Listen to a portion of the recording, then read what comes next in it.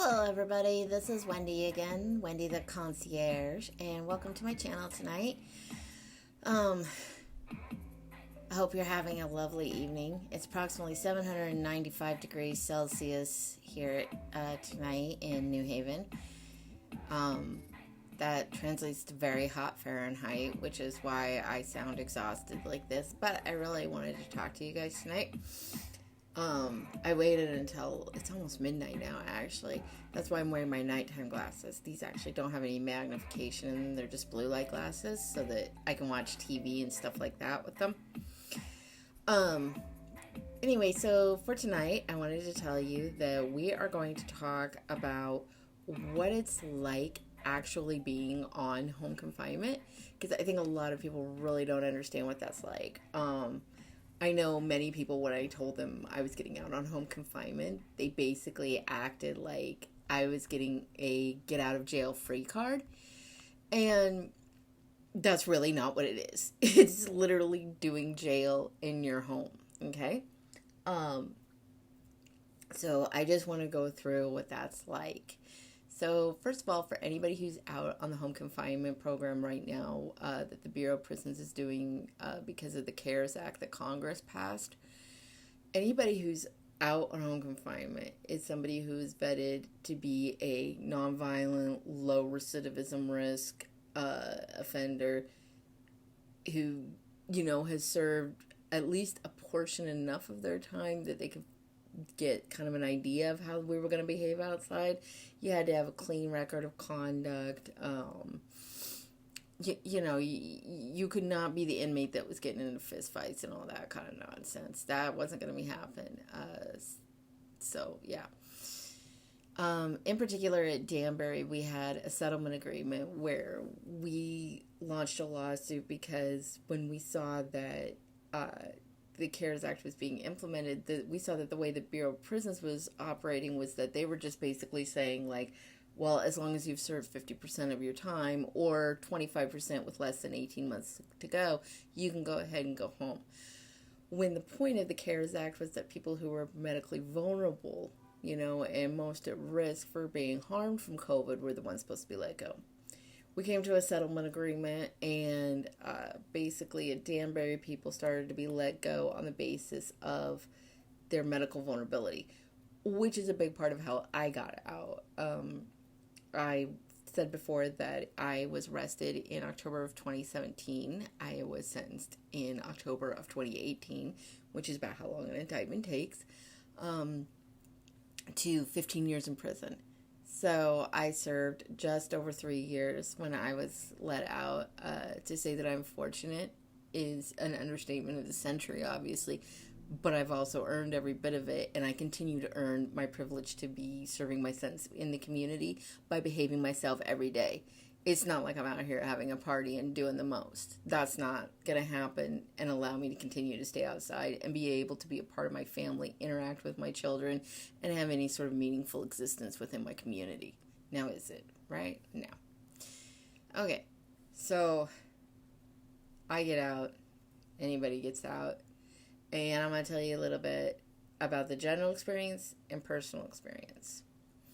When you're let out, the people that are supervising those of us on home confinement are through the halfway houses, or what is more formally called residential reentry centers. These are where you're supposed to go ideally when your sentence of incarceration is finished. You're supposed to stay anywhere from a few weeks to a few months there, a maximum of 18 months, I believe. This is supposed to help you reintegrate into the community. If you take a drug and alcohol treatment program such as RDAP, you're eligible to spend more time there. They tend to give those people the most amount of time. And I know at Danbury, at least, they were pretty good about that. If you had a sentence of like 5 years or more, they would put in for like around a year of halfway house for you, because you need more time to get used to it, because you have nothing if you've been gone that long, right? Right. Okay. So when you come home on home confinement, you're not staying at the halfway house, but they're supervising your home confinement. And those of you who maybe have been through the system and have spent any time in a halfway house, being on home confinement with a halfway house supervising you is really not that different than living at the halfway house. itself. The only difference is obviously you get to have people come over whenever you want, and you can be with your spouse, your family all the time, that sort of thing. And you have to wear an ankle monitor. So that's the first thing I want to tell you about. When your loved one comes home on home confinement, if they're coming home under the CARES Act, they're going to have an ankle monitor. And if they're coming home during right now, this time period, from what I've been told, they're likely to have an ankle monitor anyway if they're coming home on home confinement, even if it's not under the CARES Act, just because they're putting everybody on home confinement on an ankle monitor. There are two different kinds of ankle monitors. One is a GPS monitor, where when you're wearing it, when you're out and about or whatever, they can look at the computer screen, they can see exactly where you are. Okay, that's usually used for people that are out and about more. Maybe they have a job outside the home. Maybe they have a lot of errands they have to do for their family, dropping kids off, shopping, things like that. Maybe they have a demanding career that requires they travel a lot. The other kind of ankle monitor is the kind that I have, actually. I don't know the formal name for it, but it's got a base in your house and you're tethered to it. So my ankle monitor alerts the monitoring agency the second that I leave, that I get more than 150 feet away from it, and sometimes even less. I've noticed I can't even be in my backyard, which is maybe 50 feet away, something like that, without it going off, because there's a cement wall. So I guess the waves, transmitters, don't pick each other up through that. So yeah, that goes off and alerts the monitoring agency as soon as I get a certain distance away from it. But I don't go out that often either. I work from home. I'm scheduled to go out on a 2-hour rec pass a couple of times a week so that I can get some exercise in. And that's pretty much it. I don't go out other than to go to the doctor. It's, for me, I'm kind of chicken shit to go out, to be honest.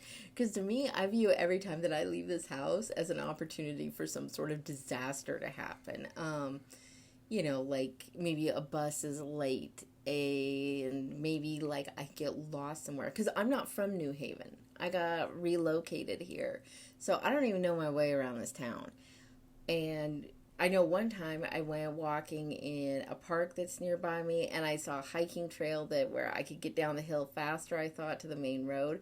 It ended up getting me completely lost. So I texted my supervisor, and I was like, hello, I'm completely lost. I'm right here. I took, a picture with my phone. Hello, I'm here. And kept it moving. But it was a little bit scary for me because I was afraid he was going to be really upset with me. He was completely understanding, but that's because I'm not screwing up like that all the time. He's watched me over the last few months. I've had countless drug tests come back completely clean. He knows that I'm always checking in. I'm always showing pictures of exactly where I am at all times. If he can't see me on the monitor for some reason, because we've had a couple incidents where the signal wasn't going right, and so he called me and be like, where are you? I'm like, I'm right here. I answer my phone immediately. So he knows I'm not trying to go back to prison. I'm not his problem client. That's not what I'm about. And because of that, I get a lot of good faith when something does go wrong. Right? Okay. So the GPS ankle monitor weighs more than the one that's tethered. They'll also put the GPS one on you if you're screwing up a lot. Remember what I just said, that I'm always answering my phone. I'm always showing pictures of exactly where I am. I always, if I go to CVS, I've got a receipt. I'm like, snap, here's a picture, see, this is where I am, right here, right now. I'm going right back home right now, If you are the type that, you schedule some time out to go to CVS to pick up your medications or whatever, you go there, you don't take a picture, you don't, snap the receipt or anything like that, and you keep forgetting this over and over, you're 15, 20 minutes late all the freaking time, they're going to put a GPS on you. And those are heavier, physically, than, the ones I have. The one that I have, honestly, I can't even feel it on me. Here, I'm going to show you this. Okay. Here it is. And yeah, it's like I literally can't even feel it on me. It's that light. Um, yeah. So if you're screwing up a lot, they're gonna put that on you, the heavier one. And a friend of mine recently got hers off. She'd had hers on for just over a year. Like, I'm talking like 367 days, almost to the day. When she got hers off, her right leg, which it was on all the time, was noticeably larger than her left because the muscle had built up more. Because those things weigh literally 3 pounds. That's crazy. Anyway, so if you don't want to have oddly sized legs, you know, like those ankle weights that they make that are like weighted with sand or whatever, you may want to get one that's like 3 pounds to put on your other ankle so that your legs will like at least be even. That's a pro tip. I'm just trying to help you out here. All right. So the halfway houses are supervising people except for the very rare instances where US probation officers are supervising us. I am one of those rare birds. The reason that I am one of those rare birds is that I got a relocation. In order to relocate when you are under any sort of federal supervision, you must have permission of the United States probation offices. They are the ones who approve it, and they get to say so in it. They took on the responsibility, of watching me because their rationale, from what I've been told, was, well, we approved her relocation. She has a lot of time on the end of her sentence, so we're going to watch her and make sure that, she's doing the right thing. I deeply, deeply appreciate them for it. A lot of people bitch about being on probation. You're not going to hear this girl bitch about it. The probation officers have been honestly really wonderful to me. They've been extremely supportive. They've shown me nothing but good faith. And I completely appreciate it. It's been really obvious that they want me to succeed at this. So they are very clear about what my rules and restrictions are and what I need to do, what my obligations are to meet them. Also, I'm doing all the things that I'm supposed to be doing. When I first got out, my probation officer looked at my sentencing commentary from my judge, and my judge said that I was required to get mental health, like trauma counseling, and also substance abuse counseling.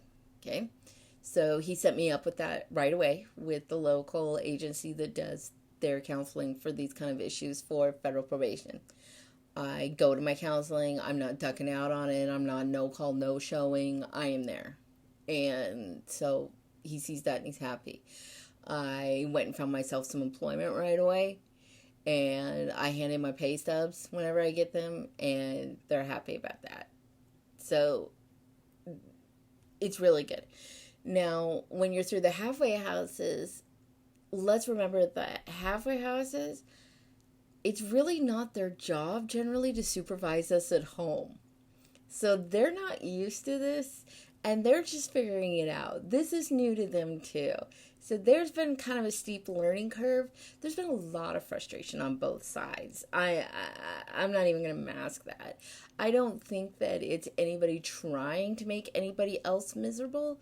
I think that it's just a clash of wills and frustration about not being precisely sure exactly what the role is here and how it's supposed to work, which is pretty reasonable considering that this is a very new thing.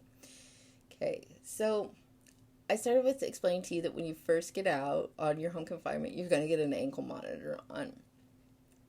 If the halfway house is supervising you, you're going to have to come in for an orientation, which is probably when you'll get your ankle monitor there. And they'll give you speech about what your rules and regulations are, how you ask for your passes, how you request, medical trips or employment passes and that sort of thing. So you'll learn all that in your orientation through your individual halfway house. One of the things that I think is most frustrating for the people being watched by the halfway houses, and I'm sure it's actually probably pretty frustrating for the halfway house workers themselves, is that the people being watched from the halfway houses, in a lot of instances, they're being called like anywhere from 5 to 6 times a day. sometimes even more, especially when they first got out. Many of them, even if they're down to one call a day, it's like at 2 o'clock in the morning. And I'm like, if we're wearing ankle monitors, why are you calling us? Like, do the ankle monitors work or not? I'm mystified by this. Why are you telling people that they need to be working, going to school, volunteering, doing something during their day besides just sitting around the house watching Friday? And then you call them at 1, 2, 3 o'clock in the morning and make sure that they're there when they've got a freaking ankle monitor on.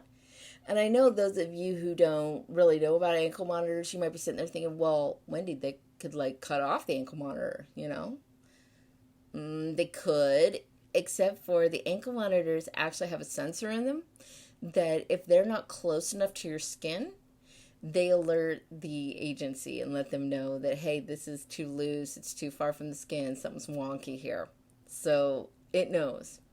It's a thing.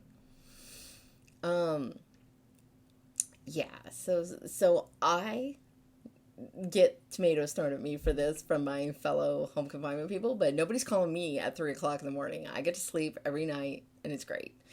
They know where I am. The only time that they call me is if, for whatever reason, my box isn't giving a signal, and they're like, can you take a picture of the box? Yeah.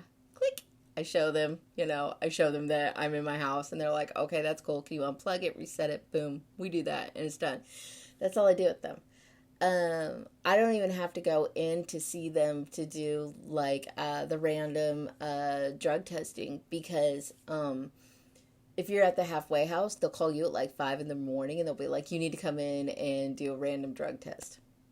Okay, well, random drug testing is part of being on home confinement. Ironically, it's not part of being in prison. I mean, theoretically it is, but a huge chunk of people go their entire incarceration period without ever once being drug tested. But they do test us when we're out here. And I know you're thinking, well, of course they don't test you when you're inside. There are no drugs in prison. You funny. Yeah, no. Everything you could possibly get out on the streets is in prison too. And I don't know why they don't seem to work harder to keep it out when, there's a bunch of people there who have substance abuse issues and clearly need to work on that. And it's miserable for them and they're already, vulnerable to wanting to use if they're in that kind of environment, but they don't.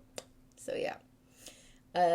This is why, by the way, I think that if you manage to stay clean when you're in prison, you got it. If you stay clean in prison, but you can't when you're out,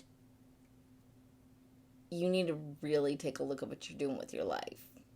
Because prison's a miserable environment. And if you can avoid the pharmacy there, why are you doing it outside when you've got actual opportunities and chances in life? Come on, get it together. All right. That's just my public service announcement for the day. Okay. So the halfway house be calling you all the time and they want to check on you. You have to answer right away. I'm going to give you an example of how petty this shit can get.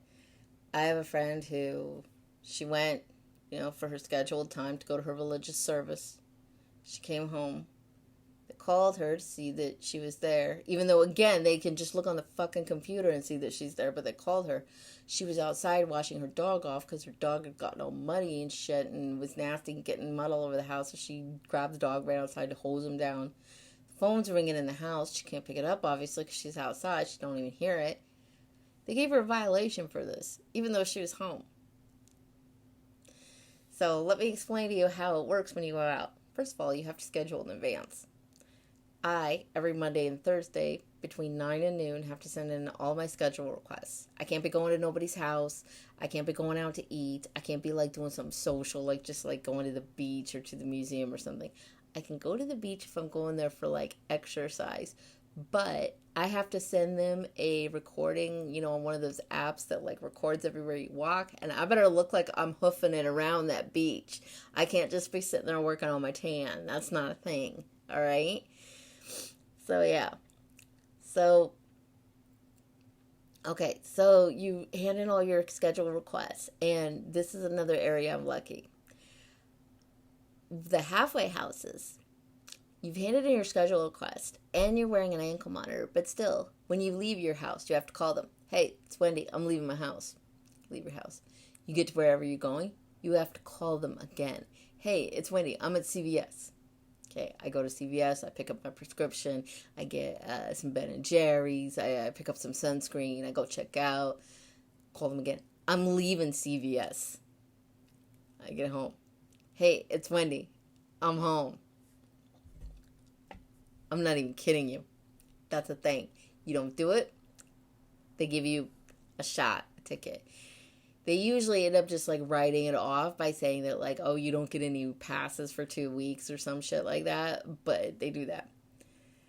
Now, that's not my reality. I don't know what other people are doing under USPO, but I started doing that because my friends from the halfway house were telling me that they were doing that. So every time I would leave my house, I would text my probation officer. I'd be like, hey, I'm going with CVS. I'd get to CVS. Hey, I'm at CVS. Hey, I'm leaving CVS. And finally he was like, when you've already scheduled it, you don't need to message me unless you're like going off schedule. I guess I was spamming him or something. Okay. So I send him a picture of everywhere I go. So now, like, I write down my schedule. Hey, Wednesday,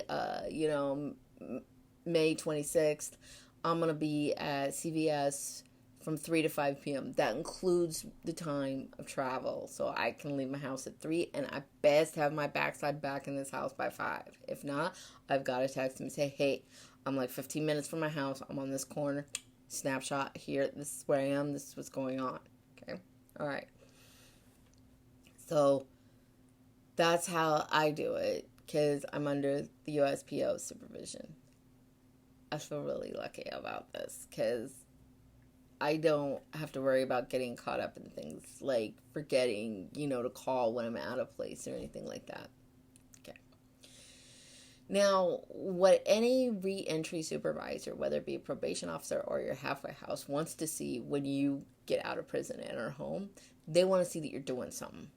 That you're not just like sitting around your house socializing, smoking cigarettes on your front porch and, having a block party on your porch. This is not what they want to see. Because to them, that's just like a recipe for you to start doing dumb shit again that got you incarcerated to begin with, all right? So, pardon me, it's hot. So, they want to see that you are either going to school, employed, volunteering somewhere, or like, let's say that like you've got a bunch of kids, or your parents are elderly and you want to take care of them, or, maybe you've got a family business, something. They're not going to let you work for your family business, but like they'll let you be there and like, like sweet volunteer and things like that.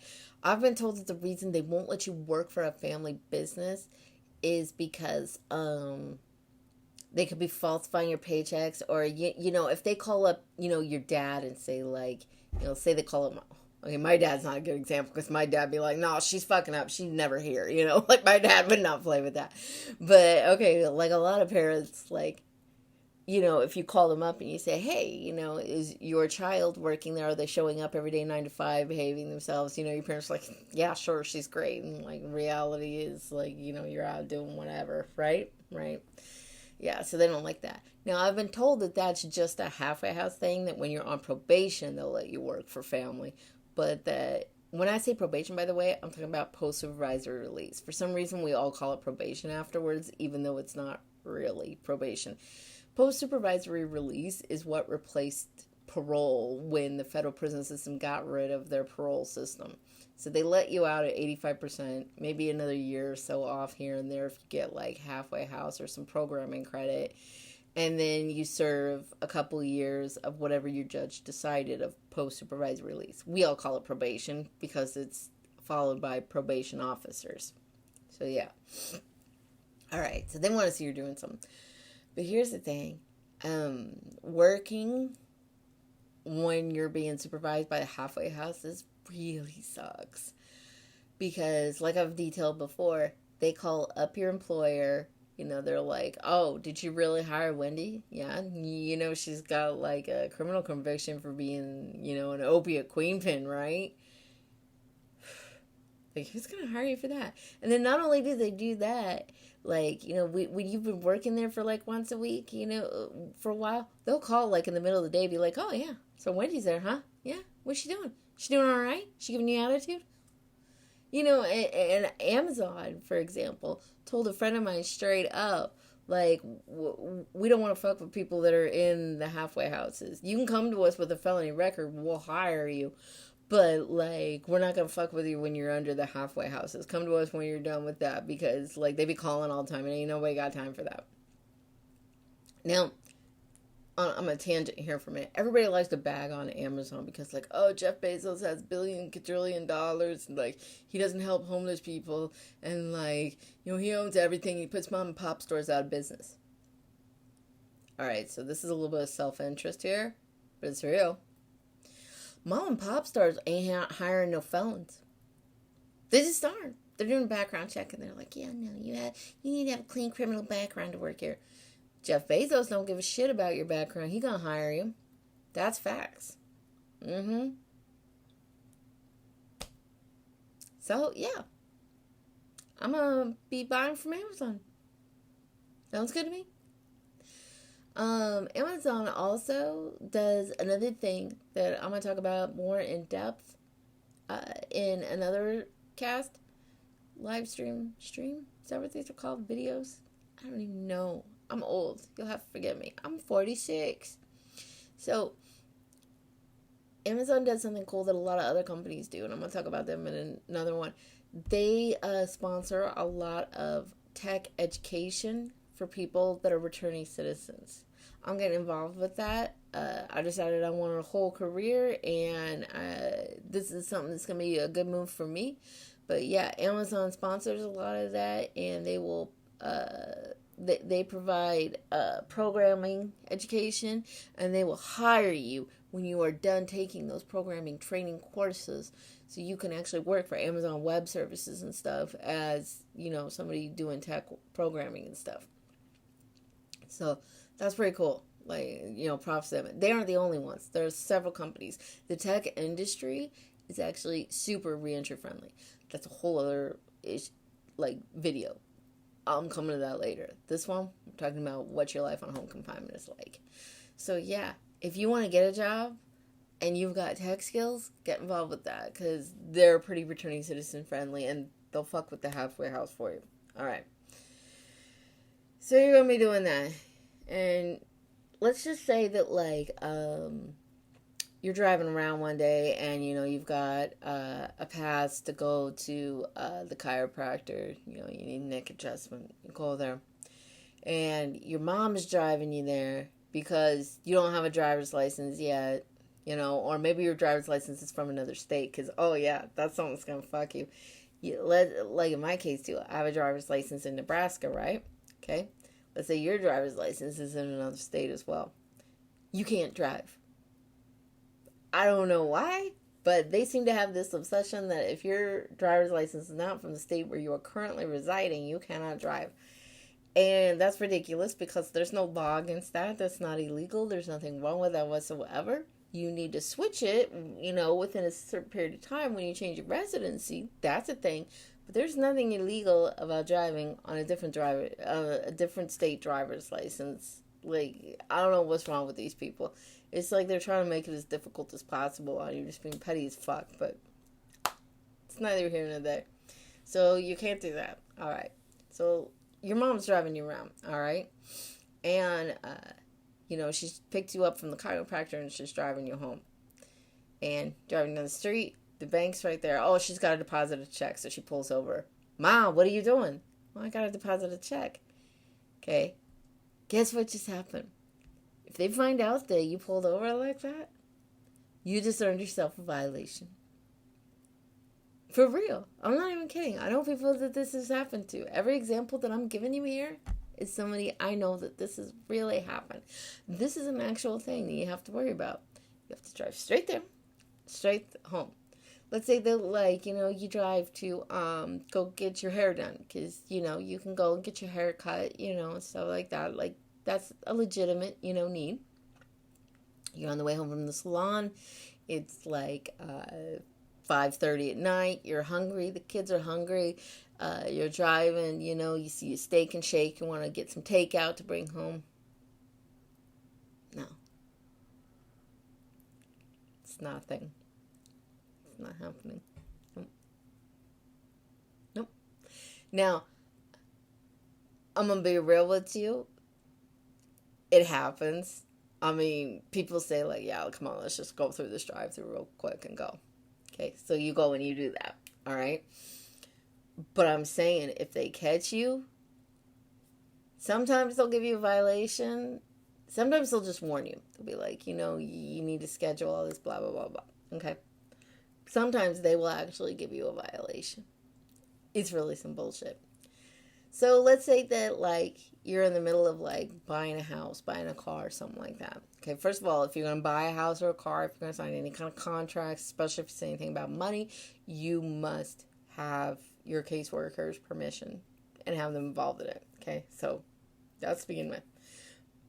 Let's say you're coming home from work and, your banker calls and says, Wendy, I need you to come in and sign this paperwork right away for your mortgage. Are you nearby? Can you pop in and do this real quick? Well, my bank's like 5 minutes from my house. So, yeah, I can just drop in real quick. So, being responsible, I call up my halfway house and I say, listen, I need to pop into my bank real quick. I don't want to get a violation for it. It's at this address. No. Your caseworker will most likely sigh and say, all right, like, don't make a habit of this. It's if this is the worst fucking thing in the world, okay? So, but yes, to them, it's a big deal. I don't know why. I don't know the amount of work that it takes for them, but yes, it is. So you go there and you sign it. Okay.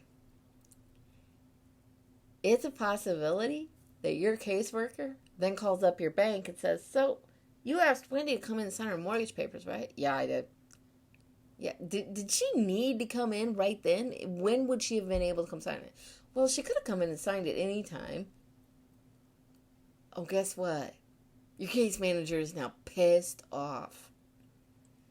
It's very likely that the next time I go into the halfway house after pulling that stunt, not even intentional, it seemed like a perfectly normal and reasonable thing, didn't it? My case manager is going to tell me, you know what? No more urgent passes for you. You didn't need to go in there that urgently. I'm dead serious. And again, every single thing I'm telling you are real live incidents that have actually happened to people. Okay? I'm not playing you. All right. Let's say that, like, you've got a myriad health issues. Okay?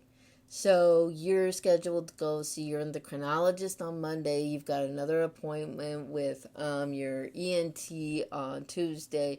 You've got an appointment for a mammogram on Wednesday, and you hand this in. Your case manager writes back and says, the fuck are you doing? You can't be going to the doctor like 3 times a week. Like, no, that's not how it works. You're going out too much. You're sitting here like, what? Okay. If this happens to you, don't get snitty and shitty with them. That's not going to get you anywhere with them, okay? It's just going to, like, cause problems. It's going to make a circumstance where they're adversarial with you, and resentment is going to cause friction that you don't need. That's not smoke that you need. What you need to do at that point is call your local probation supervisor, because you have one. You may not realize that you have one yet, but you do, okay? And if you want help on knowing how to find this person, right below, hit me up at wendytheconcierge@gmail.com, and I'll walk you through it and find out who yours is, okay, for your specific area, because it varies by place. All right. So, at that point, they will call them up and they will explain to them, no, medical appointments are okay. Like, that's a thing. But let's talk about medical appointments. Okay? Okay, first of all, if you have the BOP health insurance, get off that. If you've got money, or if you've got, like, insurance opportunities through your employment, or if you're broke enough that you can get on Medicaid, get on that. Don't get on the insurance that the BOP has, because it takes forever and they have to approve every little thing, and it's a miserable experience, okay? Especially if you live in the states that have expanded Medicaid, get off that BOP crap and get on the expanded Medicaid. Trust me on this, all right? Go much smoother. But here's the thing. If you see a doctor or a psychotherapist or whatever, it has to be a BOP approved therapist. Yeah. And I know you're sitting here wondering why. It has to be a BOP approved provider, period. And the reason that is because you are still BOP custody when you are in home confinement. And it has happened on a couple of occasions where someone has died and they've had to go to court and deal with all kinds of paperwork and shit like that because they were not under a BOP provider at the point that they died. And so it just becomes a whole hassle of paperwork and shit like that. And they don't want to mess with any of that. All right? Now, with therapists, I don't understand how that quite falls under it. But whatever it does. So make sure that the providers that you are seeing are approved. Now, here's the thing. It's the time of COVID, so everybody's doing everything online, on Zoom, on the phone, etc. The reality is that if you're having therapy appointments, and especially if you're on your own insurance or paying for it out of pocket with some wonderful therapist that you found, and you're doing this by phone or whatever, they can't really stop you. There's not really a problem with that. But I'm just saying, don't get yourself into a position where you've got a weekly therapy appointment scheduled where you go see this person in person, and then all of a sudden, the halfway house comes to you and says, oh, you can't see your therapist anymore that you've now bonded with and, have a rapport with because, it turns out they're not actually BOP approved. Again, I don't tell you these things that I'm making up out of the air. Everything I tell you is something that's actually happened to somebody. Okay? So watch out for that. So you have to schedule yourself. You have to schedule every, move that you make. And you have to call all the time. And you have to be on call all the time. One thing that's interesting is that there are some states that I know of where the home confinement people are not on ankle monitors, but they've been given a cell phone from the halfway houses. You have to have it on you all the time. And they call you on it all the time to make sure that, you've got it with you. Right? Because what's the point of GPS tracking you on a cell phone if it ain't with you? Obviously. And to make sure that you've got it on and that you're answering it.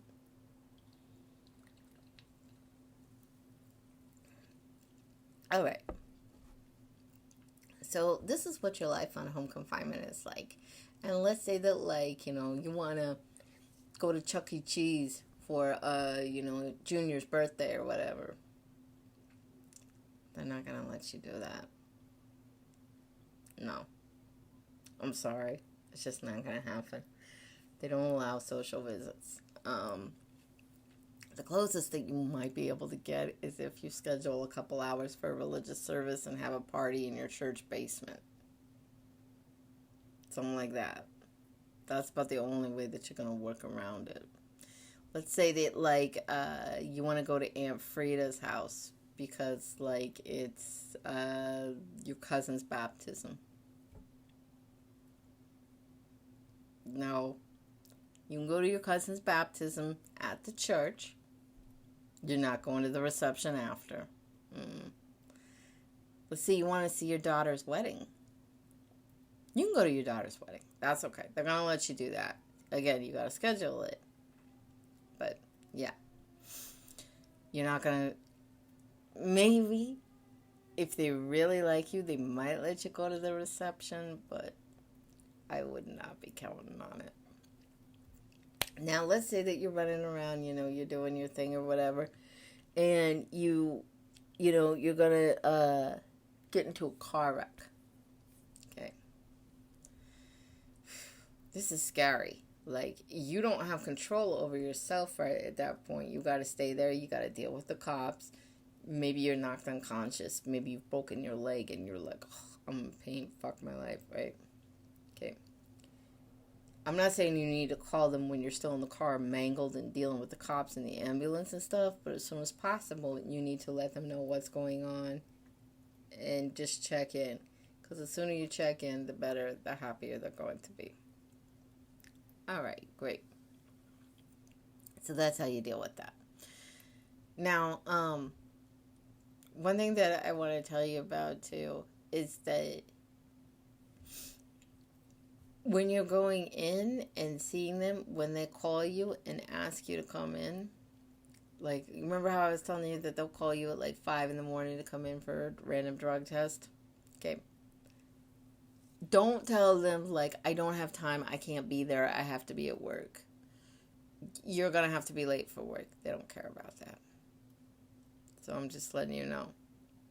Don't give them lip. Yes, ma'am. Yes, sir. No, sir. Thank you, sir. Anything you want, sir. Anything else, sir. How high? That's how you got to behave when you're going through these sort of things like this. That's just how it's going to work. If you want to stay out and not be getting in a bunch of trouble with them and stuff. And yes, it feels petty. And yes, it feels ridiculous. But it's certainly better than being in prison. And it's the situation that we're in, right? Right. Okay. So I've detailed all the accountability, responsibility, and obligations that those of us have when we're on home confinement and the kind of restrictions that we have. At this point, I really hope that anybody watching understands that we're not just here having a good time, like it's like being out like a regular citizen and human being. Because it's really not. This is basically doing jail at home. Now, I'm not going to lie, there are benefits to this. I'm talking to you right now. We can hug our families. We can go to bed with our spouses at night. We can wear regular clothing. We have access to health care and dental care. We can hug our animals. Like, we can eat really good food again. It's great. But it doesn't come for free. And we've definitely got to be watching it. For example, I've said that I'm watched by probation. So they don't call me at 5 in the morning and say, Wendy, come in and do a UA. That's urinary analysis, a drug test. They don't do that to me. No. They call me and they say, hey, we're in your neighborhood. We're stopping by. We'll be there in 5 minutes. Obviously, I better be here because I'm supposed to be here. So they come by and then I get a drug test. This happens like every couple weeks. And, it's like a 12-panel screening for like everything. And we're not allowed to have anything. When we're put on home confinement also, we even have to sign a thing saying that, like, we know we're not supposed to eat poppy seeds. So, like, I know people who get, like, a bagel, and they're like, oh, shit, I'm not supposed to have poppy seeds on my bagel. Because, like, poppy seeds can, I guess if you ingest a whole lot of them, they can pop hot for opiates.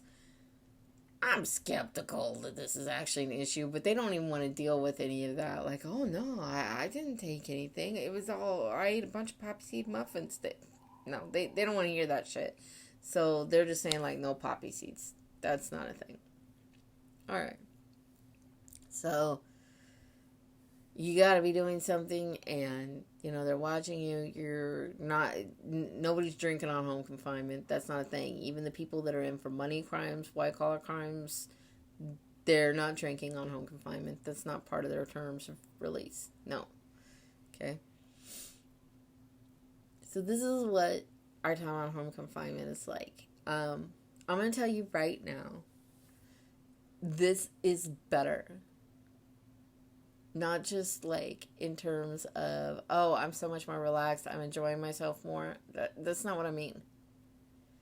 If you want people to be responsible, accountable, restricted, if you want them to be supervised, if you actually want to know what they're doing, making them work, making them take care of themselves, contribute to society, getting mental health treatment, etc., this is how you do it. This is much more ferocious than prison. Prison, I'm just sitting around like scrubbing the floor, watching TV, telling somebody like, hey, like, I'll clean your room for 6 months if you crochet a nice blanket for my kids. You know what I mean? Like, nobody's doing anything in prison. Nothing. Listen, if you want on-the-job training for being a responsible citizen and a decent, civilized human being, this is how you do it, okay? This is how you teach people to act right when, they need to be doing exactly that.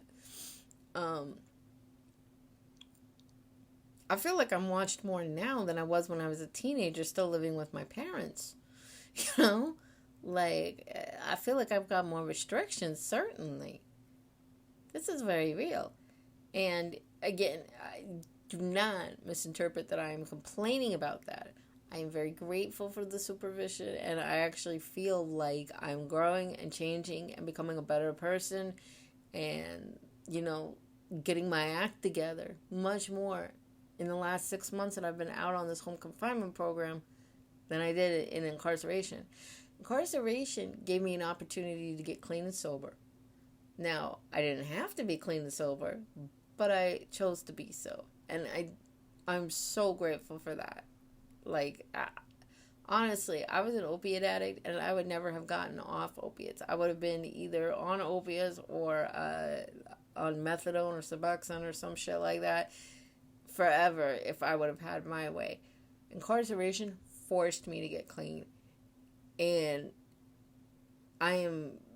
every day I'm grateful for that. I wouldn't trade that for anything. I feel robust. I feel strong. I feel healthy.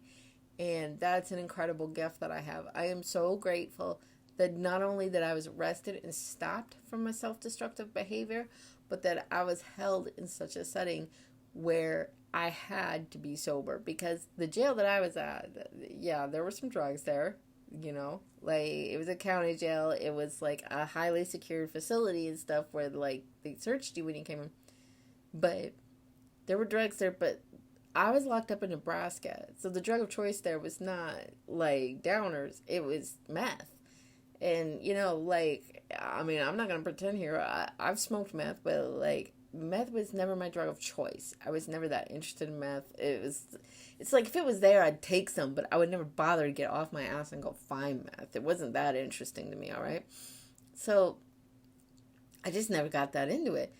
So I'm not going to sit there and risk it while I'm in the locked up facility, that somebody's going to see me, somebody's going to tell on me. No, I didn't need to be about that life. It wasn't that dear to me. If somebody come in with some heroin, I probably would have. But as the months were on, and I healed, I started getting my strength back physically, mentally. No, never again. Never gonna be owned like that. You got me fucked up. So I'm so grateful that I was taken in like that. But once I got clean and sober and realized that it was okay, there's no point in having me there anymore. Now you got to teach me how to live right and how to act right and how to behave like a responsible citizen. Home confinement is where it's at. I'm telling you, this is what you want to be doing to people. You want people working. You want people paying taxes. You want people actually make sure they're doing something productive and not just like sitting around all day. You want them taking drug and alcohol, substance abuse counseling. You want them participating in programs like workshops, like getting employment, vocational training. That is not happening in a prison. It might be on some minuscule level. If you do get into that kind of stuff, it's because you fought your way into it and you're in a very small group of people that are getting that kind of treatment. They're making us all do it, okay? So this is what you want. I don't care if you're conservative. I don't care if you're progressive. I don't care if you're a fan of the former president or the current one. This is where it's at as far as criminal rehabilitation actually goes. So that's where we're at today. Now, if you've got any questions specific to home confinement and about what it's like, perhaps you want to talk about this with regard to your loved one who may be coming home soon. Maybe you want to know what some of the restrictions are like. Maybe you've got a probation visit coming up and you want to hear about it. Hit me up down below at that address, wendytheconcierge@gmail.com. And I can help you through it. And if you like what I do, if you find my stuff useful, please go ahead and donate to my coffee account, which is also down below. I appreciate it deeply. But as always, I never withhold information on the basis of payment because it's just not what I do. I'm definitely a part of that mantra that says that, if I know something, I'm going to share it with you from my hand to yours. We're all in this together, and we're stronger if we're together. All right. So you have a fantastic night, and I hope to see you soon. And next time, maybe I'll talk about what the tech industry is doing with the re-entry community, because we all gonna be needing some new careers. That's right. And the tech industry is there for us. Thank you, Jeff Bezos and others. Bye for now.